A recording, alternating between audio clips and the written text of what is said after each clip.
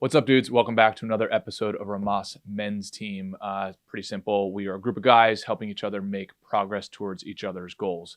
If you're new to the channel, awesome and welcome. If you want to help support the channel and join our pro team, head over to rhomasteam.com/pro, where you can contribute to us on a donation basis. We also give you access to exclusive content, mastermind groups, etc., etc. So anyway, hope you enjoy this episode, and we'll see you on the team.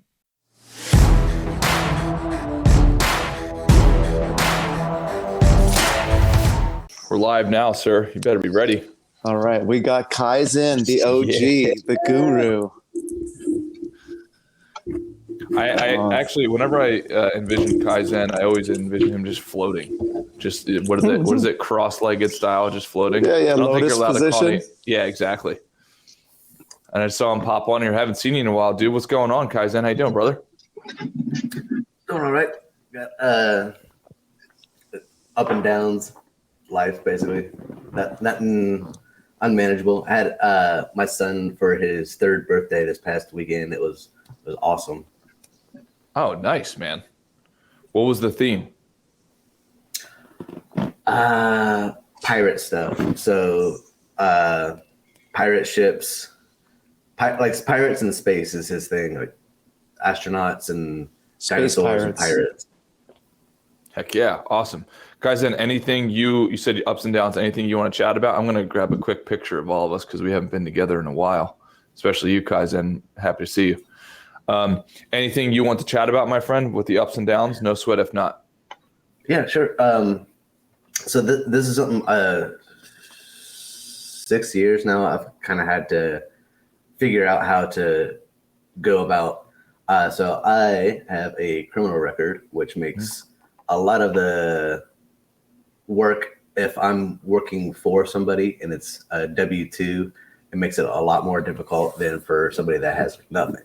So I have to be that much better than anybody else that's going up for the same kind of positions. If I do 1099 W-9 work, that usually doesn't happen because they don't typically do background checks for the type of work. So recently I've had 3 different times where I've had offers sent to me for like pretty big jobs. And then if they do a background check, it's like, oh, actually, no, yeah, we can't do that. Got it. Because of this or whatever. But Friday, oddly enough, I got an old job hit me back up to try to come back. I'm supposed to talk with them here today. And then I literally right before this, I just had another meeting with a company for a different position. And then I have one Wednesday for something else. And Tuesday is something where I've looked up before. And I don't know if this applies to anybody in here, if it doesn't. But if you have a record, I found out from talking with other people, one thing to get into is the trades. So electrical work, plumbing, like framers, cabinet makers, masonry, things like that. Those types of jobs, normally they pay usually pretty good.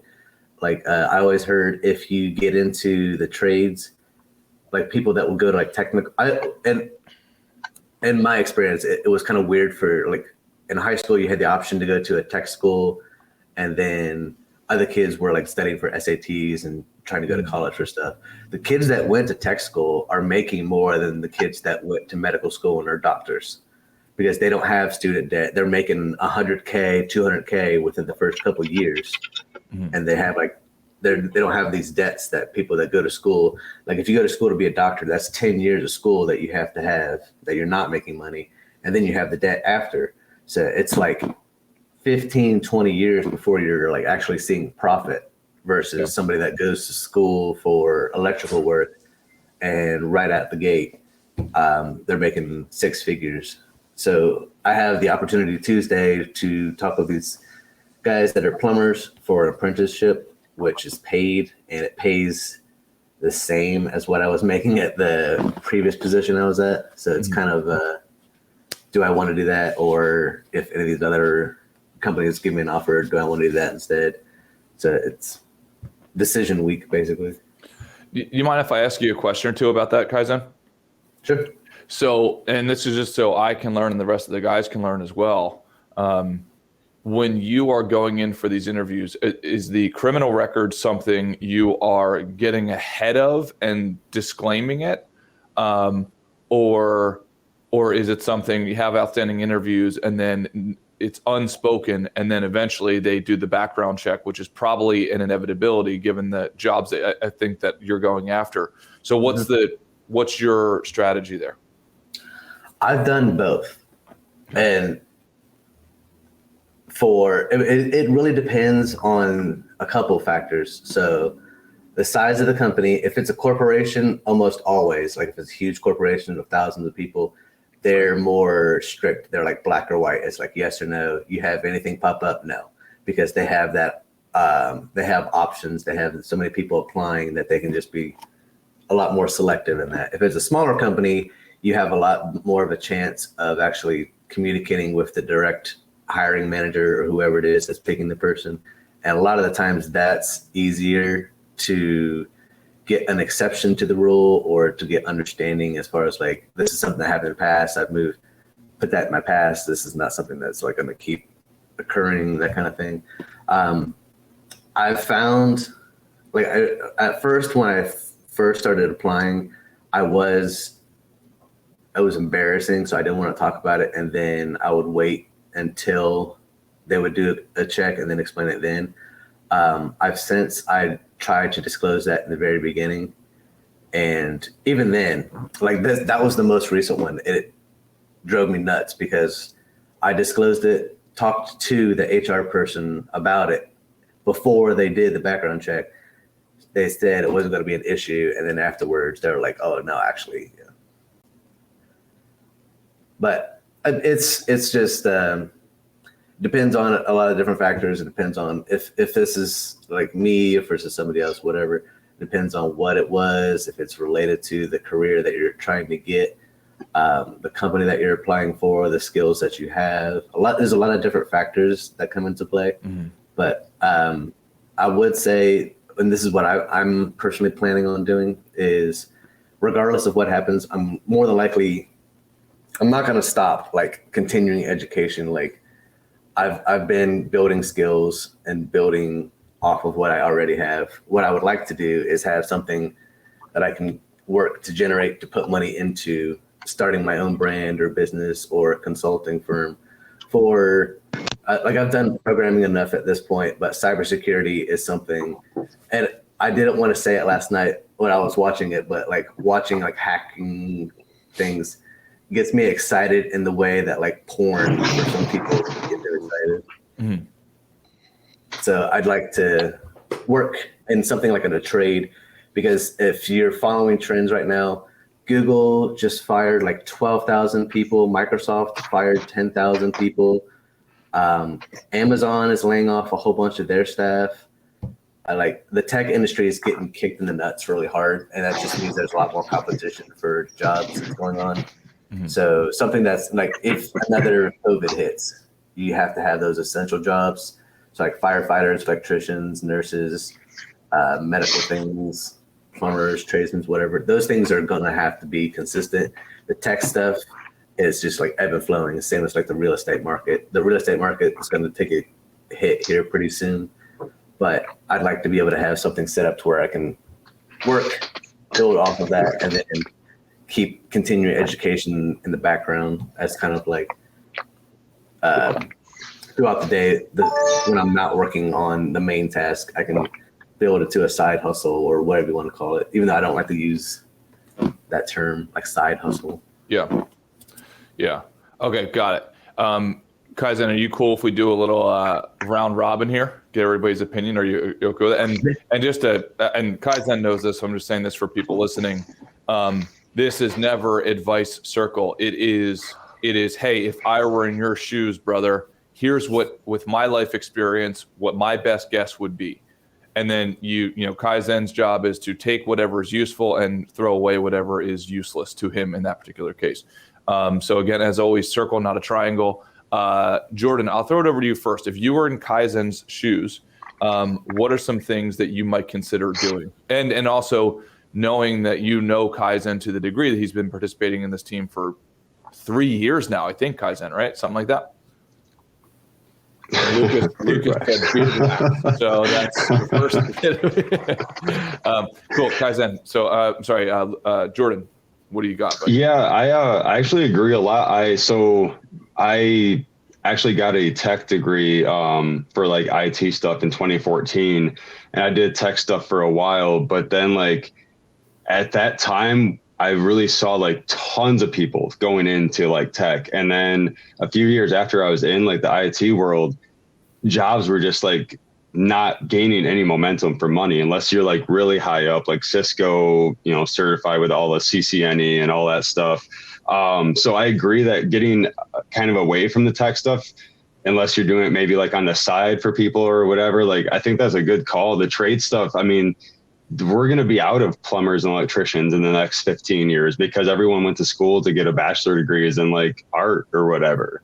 So like, I actually am like super on board with that. I'm trying to figure out kind of what I want to do too. So similarly, like I'm not going to go back to IT. I've talked to a few people and like, there's not really the money that I want to make to go back to it, I guess, I want to keep going up in money, not, laterally or down. So, yeah, I think growing some kind of trade thing would be cool. Although if you're into like hacking and stuff, pen testing, I don't know if that's ever going to really go out of style because everyone's always getting hacked. And pen testing, I mean, props to you if you're getting good at that because that's something I kind of struggled with. What's that? I can't quite see it.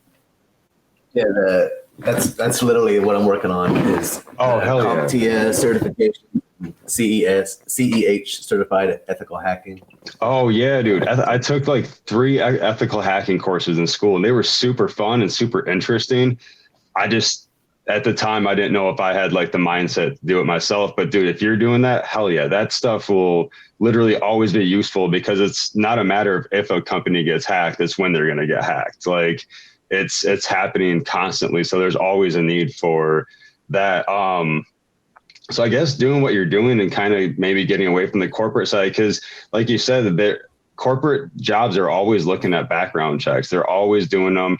And I feel like there's more in like the labor market, I think, where they don't put as much merit into that, I think, especially if they look at like how long ago it was. Like I have a friend who's got a felony, lots of felonies, but he gets jobs because he talks to the companies and like he finds places that are willing to like be like, oh, that was like 15 years ago. Like, whatever, like, don't worry about it. But yeah, he's also struggled a ton to find any kind of job in like the IT world because every company sees, a list of felonies and they're like, oh yeah, we can't hire you. So honestly, I don't know how helpful it is, but doing what you're doing, honestly, I think is the right path. I mean, finding something that's going to be lucrative, but also maybe not focus so much on your past and more what you have to offer right now. Got it. Awesome. Hey, dudes, sorry for the interruption here. Just wanted to let you know if you want to join our pro team, go to romasteam.com/pro. You can help support the channel. You will also get access to exclusive content, masterminds, one-on-one sessions, etc. All right, back to the episode. Jordan, thank you. Mr. Ray, what do you got, buddy? I'm struggling to find something useful to say, but because career is something I've struggled with a lot. I got the family sorted out. I've got I've been with Sarah for 22 years or 24 years maybe. And so but the career part of it has always been a challenge for me. Kaizen, I think about going to law school. With my poor grades and poor LSATs, I couldn't get into a really top school. Performed really poorly, and then failed the bar exam 6 times. That's every time I tried, and so not being a competent lawyer or a natural lawyer, or not being good at the law, or not being summoned by the universe to be a lawyer is kind of a fact baked into my journey. Okay. So let's think about the facts that are baked into your journey. When I was talking to artists this past December, I was talking about that journey and how I'm in art. And I don't know if art is exactly where I'm supposed to be. I know I'm spiritually fulfilled by talking about it with people. And I know I'm my own boss, but like he said, that was the journey that you're supposed to take. And don't fight the universe. The universe always wins, right? So the journey you've been on, whether it's through your choices or stuff that was thrust on you, like there are facts baked into your profile. And so my question to you is, are you fighting the universe on your current trajectory, right? Like is that flag on your, like, whatever, that charge, whatever it was, if it can't be expunged, like, do you have to stop devoting your energy to places where that's going to just inevitably be a landmine, right? And as you all know, like the trades plus digital skills, plus which Kaizen has, plus entrepreneurial skills, which Kaizen has, like the sky's the limit as to how much money you can make. Digital skills and entrepreneurial skills combined with whatever job, you're unstoppable. So I don't know if that was useful or if that made any sense, but that's all I'm going to say right now. Awesome. Yeah. And let me, Kaizen, you mind if I comment? Yeah. All right, cool. And again, this is as a brother, like if I were in your shoes, plus like fighting by your side. So, and I say this with all the love and respect in the world. What I would never want for you is to be the plumber who's like if anybody's ever worked the trades, I've been a janitor, I've been a ditch digger, I've been a landscape, I've done all the stuff. So this comes from I've been on that team before. In my opinion, I do not want you becoming the plumber who is really good at Jeopardy. Do you know what I mean? We all know that guy who's like way smarter than his trade would imply, if that makes sense. And again, that's coming from a place I've been there. The amount of life advice I've received from people, like in all of those trades has just been unbelievable. So I would say I would never want, let's say if I were in your shoes, I would not want to confuse myself and commit to a linear growth pattern than an exponential growth pattern ever. So yes, I agree with what everybody's saying right now. There is an increasing opportunity in the trades, but I do not want this to get confused. Because if I didn't say this would be disingenuous to you. That has a ceiling for sure. There is no doubt about it. Unless your plan is to own the companies, like okay, I'm going to go be a plumber, then I'm going to start my own plumbing business, and so on and so on. Because I think that's an outstanding opportunity. In fact, I've got clients who have intellectual horsepower well beyond what the stigma would be of those particular trades, if you know what I mean. And because of that, they are competing in and amongst people who, to be quite honest, cannot intellectually compete with them, right? And from let's say an intellectual skill standpoint, I'm not talking about like whether or not you know facts or not. But so, for instance, several of the clients that I'm thinking about right now, they own companies in the trades, and they also know how to use technology. And that is game over for their competitors. It is not possible for their competitors to compete. And I'm serious. I can't say obviously the companies that I'm talking about, but these are not small companies. And the founders are younger guys. They're now, the three companies I'm thinking of, they're all in their 40s. And they are making way more money than a lot of my friends in their 40s in, working in corporate America. So my opinion would be that if you are going into the trades to dominate, then I would say hell yeah. And if it's you're going to have to play the game for 25 years. You're going to play the game for 25 years, then yes, you could dominate. If it's a different thing, hey, I just need a job, I need to pay some bills, I need to do all that stuff, okay, fine. If it's a temporary thing and then I pivot out of it, okay, great.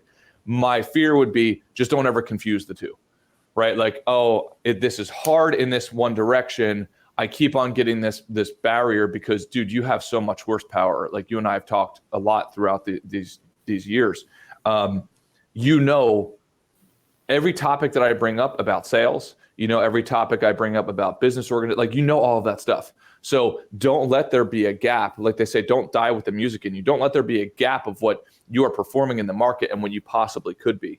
Because if you go that trade route for a certain period of time, most likely there's going to be a very large gap. And you could either get stuck in that and pulled, kind of like stuck in the mud by the people around you. And this could happen in corporate America too. But but with you especially, man, if you go in and all of a sudden you're going in every day and you're doing the plumbing thing, and then the guy next to you says, "Oh man, life is shit," and I can't believe what the boss is doing, all that stuff, day after day after day. And I'm sure, Kaizen, you've done the trades. If you have, that's a real thing. I know that's a real thing. I can speak to that for sure. There was no shortage of advice that I would get every single day from a guy who is not like I want to be in my life. No disrespect and no judgment, but he was not my end game. So when I was a 14-year-old working as a janitor, I had just had a funny feeling that I didn't want to be like Rick, but Rick would always volunteer his life advice to me, and also offer me to go for drinks with him. And I'd say, Rick, I'm 14 years old. That doesn't matter. Sort of thing. You get the point, right? So I guess that's my overall point. I don't want the data to also confuse us on your capabilities, if that makes sense. Yes, the trades, there's an opportunity right now, but that doesn't mean it has to be an opportunity for all of us, if that makes sense. And if you go into that arena, in my opinion, you should try to dominate that arena, not just play in it, if that makes sense. So Kaizen, what do you think about all of that? Yeah, it's in line with because I don't before I kind of started hitting these roadblocks. I had already set out for this year.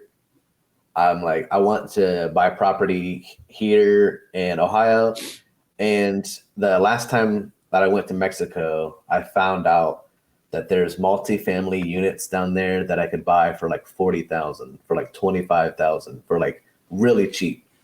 And I would like to be able to buy these properties. And my line of thinking was, if I'm gaining this knowledge in plumbing, that's something that I can apply to doing a lot of the repairs. I can also build a network of people that are contractors that will do the type of work that I need, because I'd like to have property. I've had property before and I sold it. That when I was 20, I bought my first house and then I flipped it. Mm-hmm. So I can do this kind of stuff. It's just, I need to have the skills that I can build off of, as far as the trades, plumbing, building into these networks of people that are able to do the type of work that I need if I'm going to rehabilitate a house, or if it's something not just here in the US, but if I go to travel, I can use these same skills. And the same can be said for in tech, but like I said, with tech, it's something that I'm always going to continuously learn, but no matter what the same with fitness, the same with health, the same with finance, everything. It's a continual process of refining and learning and adding this knowledge to it. It's not something that I'm just I can't just chill. I don't have that in me. I can't okay, I'm gonna stay home and watch movies all day, or I'm gonna play video games. I can't.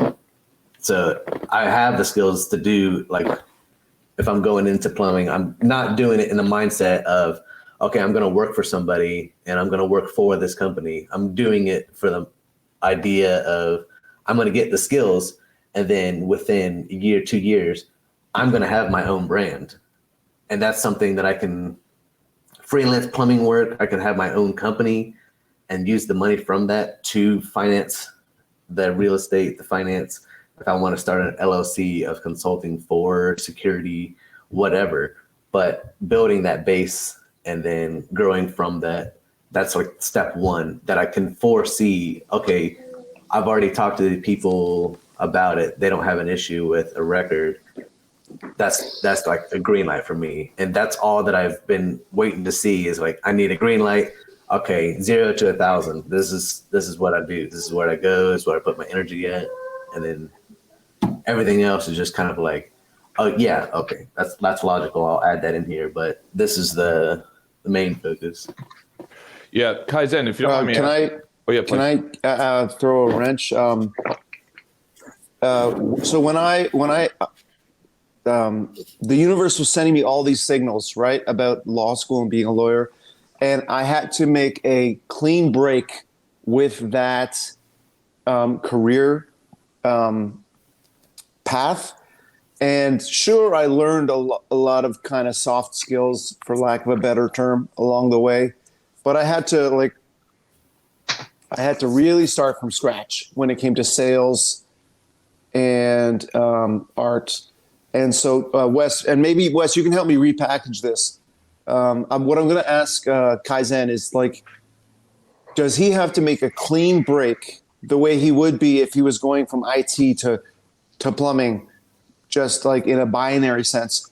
Or like, I'm wondering, Wes, if there are skills he has learned all along the way that, not soft skills, but are there like hard skills that he can like, that can give him a boost right away, a leveling up right away as he enters, a pay jump right away as he enters. I don't know, Wes, how you want to phrase that. Yeah, well, I think that's going to depend on the level of opportunity and the size of the company.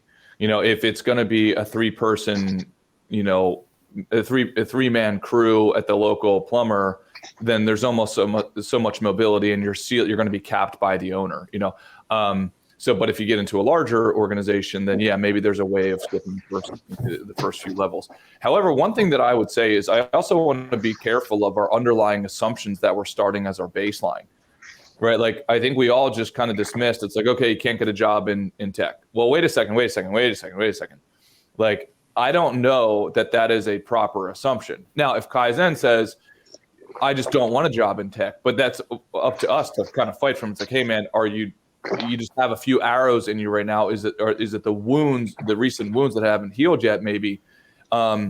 Or is it that you really don't like it? And that's up for Kaizen. Okay, really be introspective enough to understand that. But I would definitely question some assumptions here. I would say, number one, like, you know, I wonder if you tried a different path of selling yourself based off of the historical record.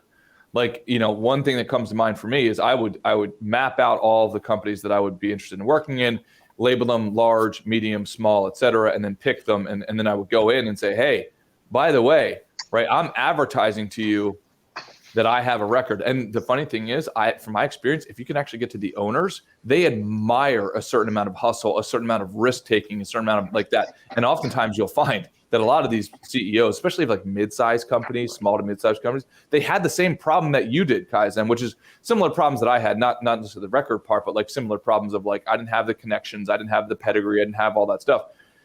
So I'm wondering, similarly for you, if you can use that as an advertisement.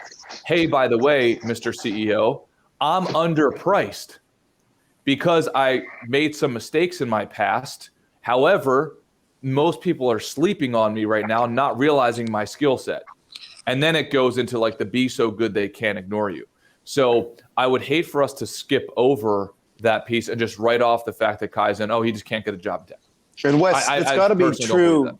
That's got to be more true in ethical hacking than anywhere else, right? Right. Yeah. So now, Kaizen, if you come back and you say, hey, I just don't want to do it. Okay, fine. Fair enough. Like, hell yeah. Like, go and do the thing that you love and you can also make money in. So I would just throw that out there as well. And then, Ray, to your point, I think a man eventually has to go beyond dabbling. However, I also do not believe in the unidimensional focus, Adam Smith Wealth of Nations, just you focus on one particular thing. I think focusing on one particular thing, yes, worked in the Industrial Revolution and widget crankers. I'm going to be the best widget cranker ever. However, I think now it's more about how do you take the handful of things-ish and put them in a cocktail and provide value that way. And that's where, like, if Kaizen goes down this road and he really does want to go into a trade, that's where he's going to kill it. Because show me a tradesperson who knows all of the stuff that Kaizen knows. He's going to know the trade. And if he doesn't know the trade, he's going to be able he will be able to reach critical mass of understanding of that trade quicker than 99.9% of the population. Right. And in Kaizen, would you agree with that? Like, you'll be able to pick up on this stuff because he's a learner. He's a curious guy and he knows how to study. He knows how to get this stuff done. So that's a self-starter. Yeah. So he's going to combine the trades knowledge with sales knowledge with tech knowledge. Show me a tradesperson who's got those three things. You can't. I don't know a single one. Wes, I think another challenge too, though, is entering the culture of the trades, right? And retaining those digital skills and retaining those entrepreneurial skills and activating them. Because I think if there are no plumbers out there who have the digital skills, the entrepreneurial skills, and like the PhD in Confucian wisdom, that Kaizen has, like, are those grapes just going to languish on the vine? Right. That would be his new challenge. Oh yeah. And dude, with that being said, Kaizen, if I were in your shoes and I were to go with the trades, again, I would go in with the mindset of domination. You just take over the freaking market. And I would go and work. And then if you can do a part-time gig, either like if I were sticking in that trade area, I would start developing a brand and a campaign and sales to super high-end clients in my area, because you're going to be the guy they're going to want to work with. Why? Because you're going to follow through. Like, this is how, like, and this is just in business in general, like even white collar businesses, the amount of follow through is unbelievably abysmal, even at the highest levels.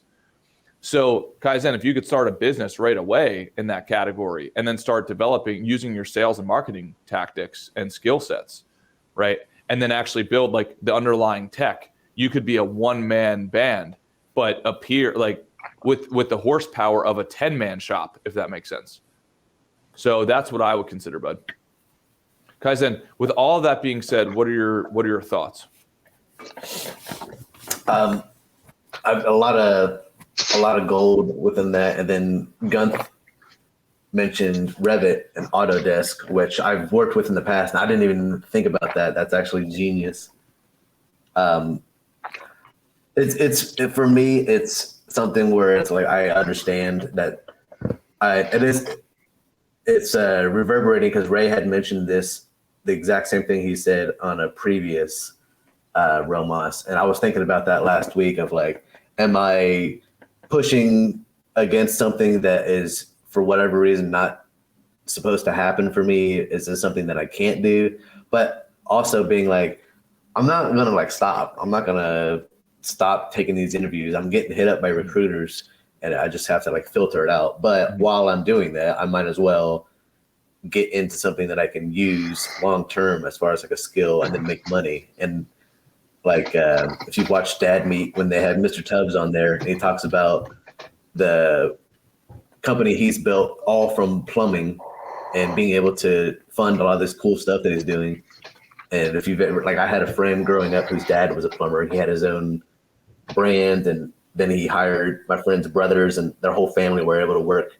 If that's a possibility, and it's not like people are going to stop shitting. So like, this is something that's going to happen. And like, it's something that it's going to be around. So I might as well learn what I can from it, and then like use all the other stuff that I have. Yeah, wastewater. That's another one that I was thinking about too, like commercial side and projects. I think that's where there's a lot of money in. I've already kind of looked into it, but I have to build that base foundation first. And like, that's not a problem. I'll outwork anybody. If you put me up next to anybody or put me on a crew, I'm going to work them into the dust. So that's not a problem for me. I'm just going to learn as much as I can, and that's it. Just put my head down and get the knowledge that I can, and then use that. Yep. Yeah, and I think that if you like it's obvious to me you're so naturally inclined with digital skills, digital technology, and software and whatnot that like I wonder if you should just enter the market. Like I'm getting a lot of great ideas from looking at what Gunnar and Chupacabra are saying, where just like if you can create your own company that specializes in a software solution for plumbing, a software solution for wastewater. I brought my daughter to the dentist recently, and she did an Invisalign kind of consult, and it was all like they didn't do X-rays of her mouth or a mold. It's just like a 3D camera that they could do a couple of times, and then you've got like a 3D model of her mouth. And so like that's an example of a digital solution in a very traditional trade, dentistry, right? And so I think I think that sure, learn the basics of a trade. I don't see a problem with that, but like your company, your brand, I think is going to be strongest, and you're going to be able to leverage all of your experience so far is if you specialize in like a technological or digital solution to whether it's plumbing or whatever it is. Hell yeah. Well, and regardless, Kaizen, I would love to personally hear your progress. Either shoot me a text or put it on the Discord. But hell yeah, we appreciate, as always, your contributions here. And especially this one, because I know, talking about your career and the bumps in the road is not an easy thing to talk about that to the world. So we appreciate it, brother.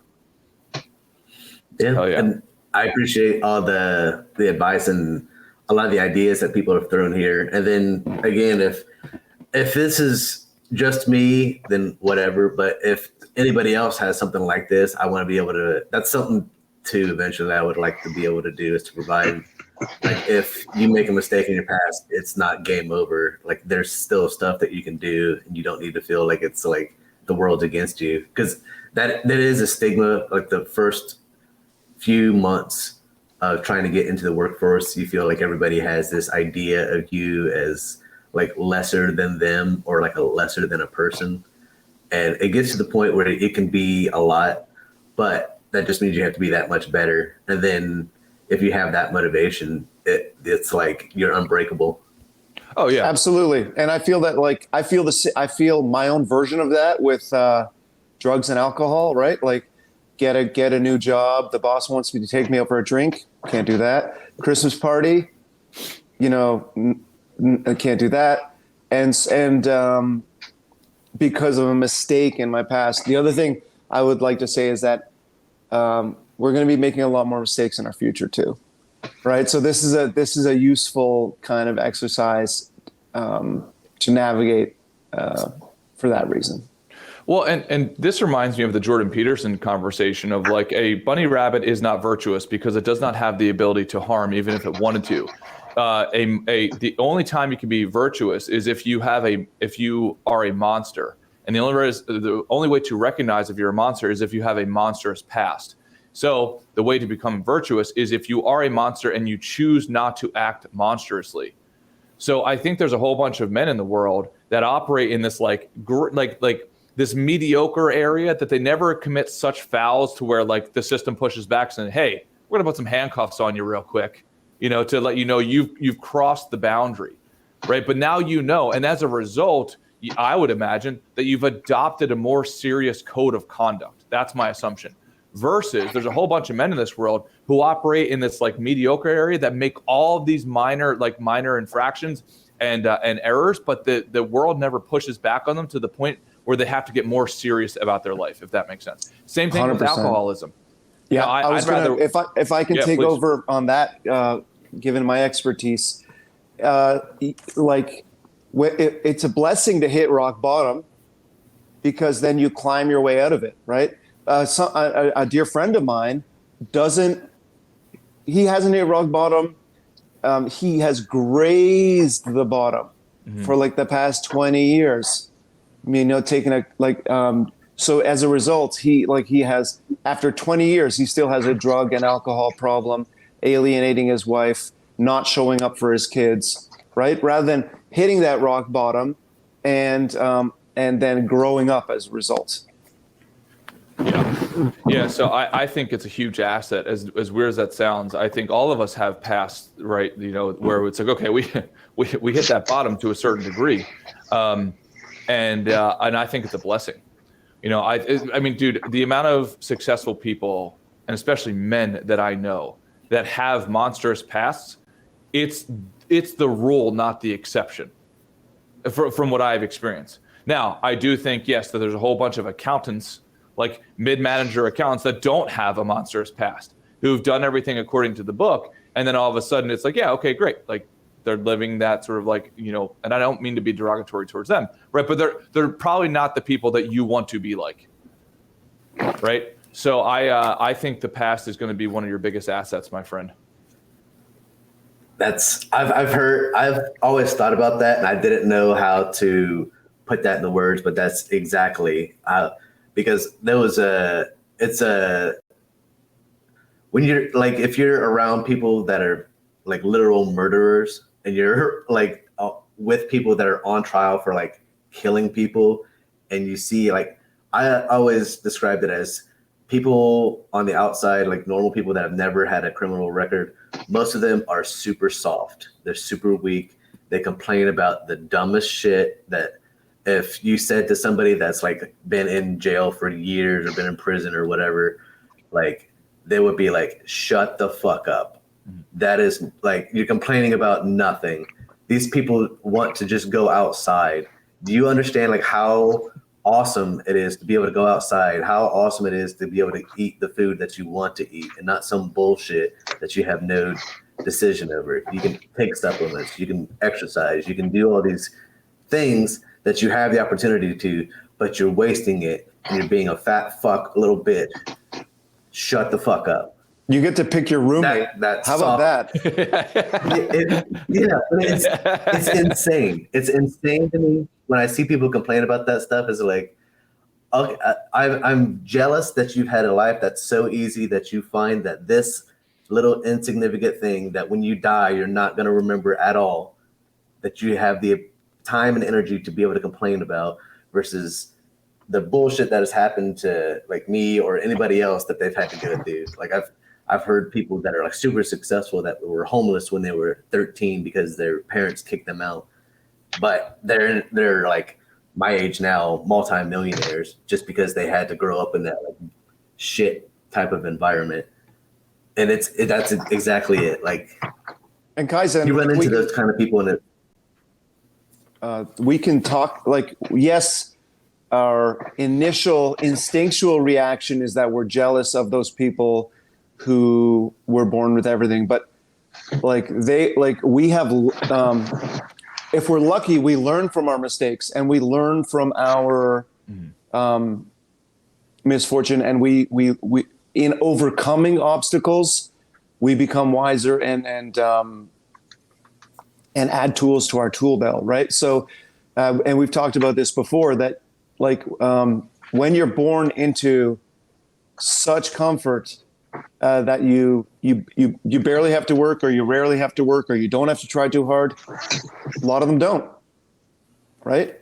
And that carries, and that is an even worse, in a way, that's an even worse situation to be in, right? Well, yes, they're comfortable. Yes, they're provided a car and rent from their parents or whatever, but no problem solving skills, no life skills, right? And so that is another